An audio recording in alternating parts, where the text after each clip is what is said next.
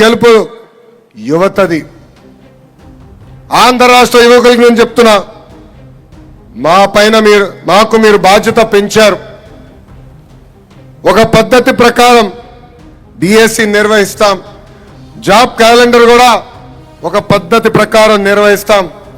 అంతేకాదు ఈ నెల అంటే మార్చి నెలలోనే 16,347 టీచర్ పోస్ట్ భర్తీ చేసే మెగా డిఎస్సి కూడా మన అనౌన్స్మెంట్ చేసి గతంలోనే చేశాం. ఇప్పుడు ఏకంగా ఆ కార్యక్రమం కూడా అంటే నోటిఫికేషన్ ఇస్తాం. ఇప్పటికే 6,78,000 కోట్ల పెట్టుబడి తీసుకొచ్చాం. ఆ పెట్టుబడుల ద్వారా దాదాపు 4,28,000 మందికి ఉద్యోగాలు కల్పించడానికి అవకాశం రాబోతుంది. ఒక టీసీఎస్ కానీ, ఆర్సిలర్ మిత్తల్ కానీ, ఎన్టీపీసీ గ్రీన్ కానీ, బీపీసీఎల్ కానీ, రిలయన్స్ ఇండస్ట్రీ కానీ, ఎల్జీ ఎలక్ట్రానిక్స్ కానీ ఇలా అనేక పరిశ్రమలు ఆంధ్ర రాష్ట్రానికి మన ప్రభుత్వం తీసుకొచ్చింది.